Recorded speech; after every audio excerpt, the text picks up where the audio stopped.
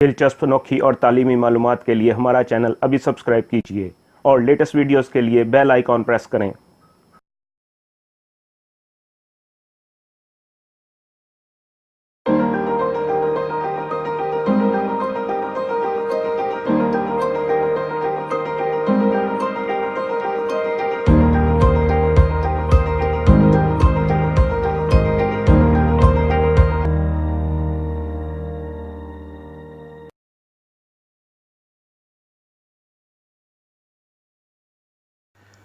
قدیم مصر کا فرعون اخناتون ملکہ نفرتیتی کا شوہر اور مشہور فرعون توتن خامن کا باپ تھا۔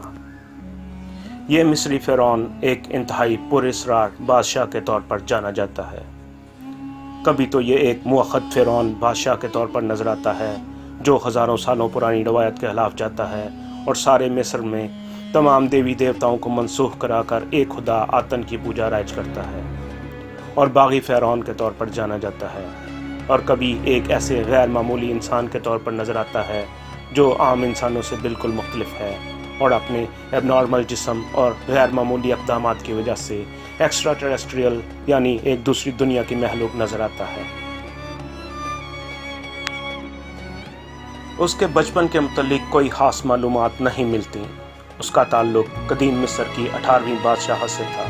اس نے کم عمری میں ہی آمن ہوتب چہارم کی حیثیت سے 1353 قبل مسیح میں مصر کا تخت سنبھالا، لیکن اپنے دور حکومت کے 5ویں سال اس نے اپنا نام بدل کر اخناتون رکھ لیا، جس کا مطلب ہے آتن کا اوتار۔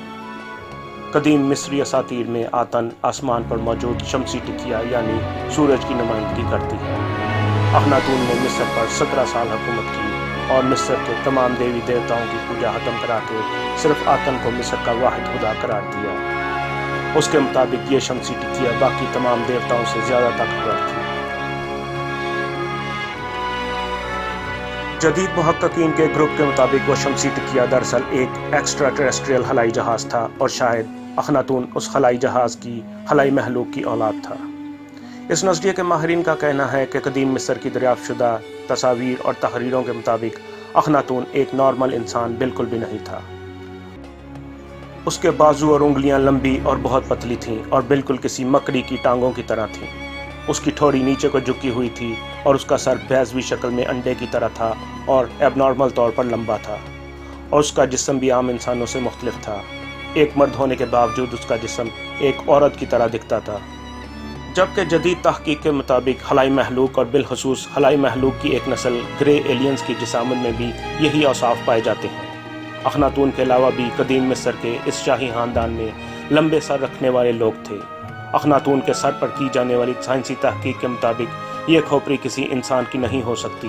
اس کی آنکھیں بھی عام انسانوں سے بھری اور مختلف تھیں۔ اخناتون کی بیوی نفرتیتی کے متعلق بھی کوئی نہیں جانتا کہ وہ کہاں سے آئی تھی اور اس کا شجرہ نسب کیا تھا۔ وہ کب پیدا ہوئی اور کب مری کوئی نہیں جانتا۔ ان دونوں میاں بیوی میں ایک چیز مشترک تھی، اور وہ تھا انڈے کی طرح بیضوی شکل کا لمبا اور ایب نارمل سر۔ یہی تمام جسمانی ایب نارمل اوصاف اخناتون کی بیٹیوں اور اس کے بیٹے مشہور فرعون توتن خامن میں بھی تھے۔ آج تک اخناتون اور اس کی ملکہ نفرتیتی کی ممی نہیں ملی، لیکن انسانی جسم کی کچھ باقیات ایسی ملی ہیں جن کے متعلق یقین کیا جاتا ہے کہ وہ اخناتون کے جسم کی باقیات ہیں۔ کیا اس قدیم خاندان کا شجرہ نسب کسی دوسرے سیارے کی خلائی مخلوق سے ملتا ہے؟ 2008 میں قاہرہ کی سوئس یونیورسٹی کے اسٹورٹ فلیشمین کی سربراہی میں 9 مختلف فرعونوں کی ممیوں کے ڈی این اے سیمپلز لیے گئے، اور ان کے ساتھ ان انسانی باقیات کے سیمپلز بھی لیے گئے جن کے متعلق خیال کیا جاتا ہے کہ وہ اخناتون کی باقیات ہیں۔ اس تحقیق میں یہ بات سامنے آئی کہ صرف اور صرف اخناتون سے متعلق باقیات کے ڈی این اے میں ایک مختلف اور ایب نارمل جین CXPAC5 پایا گیا، لیکن اس کے جسم میں یہ جین کیسے داخل کیا گیا؟ کیا ہزاروں سال پہلے کا انسان جینیاتی سرجری سے واقف تھا؟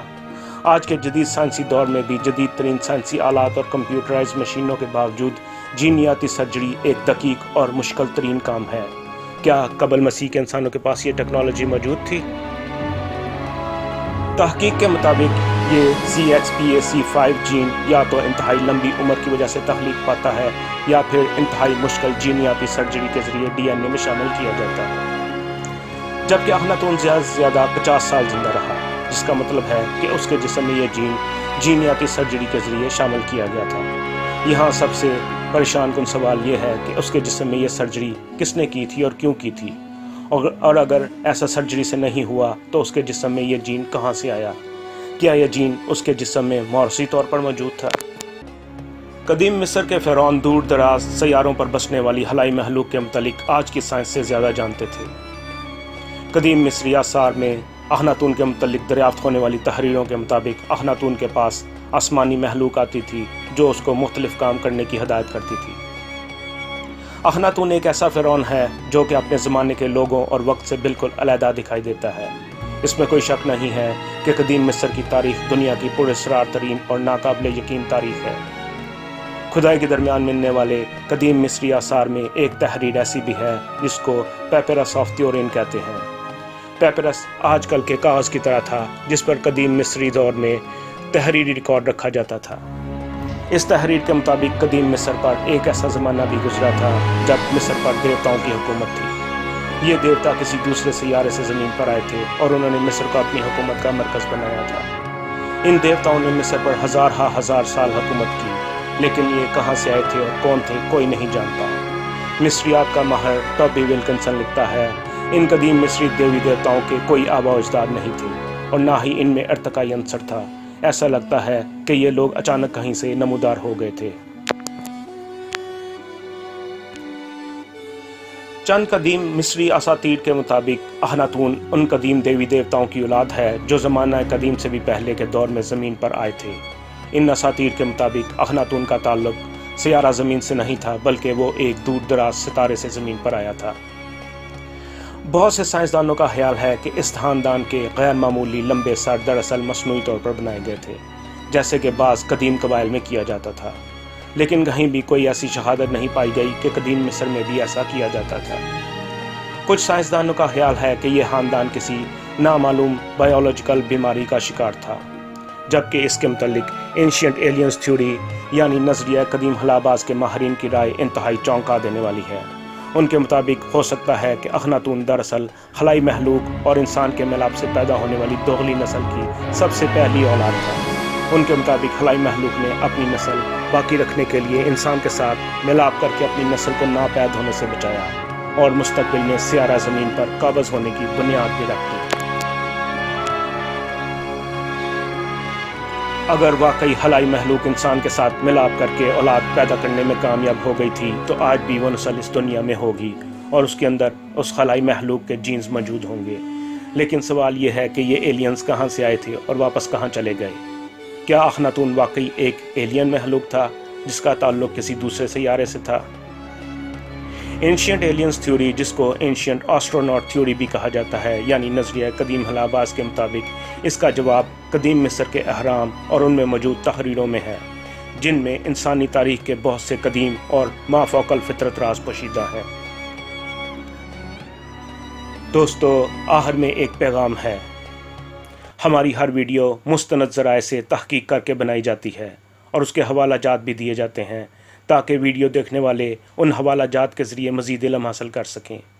ایسی ویڈیوز کی تحقیق کے لیے وقت صرف کرنا پڑتا ہے اور پوری تصدیق کے بعد یہ منفرد علم آپ کے ساتھ شیئر کیا جاتا ہے تاکہ زیادہ سے زیادہ لوگوں تک پہنچ سکے۔ برائے مہربانی ویڈیو کے متعلق کمنٹس میں اپنی رائے ضرور دیا کیجیے اور اس منفرد علم کو پھیلانے کے لیے شیئر بھی کیا کریں۔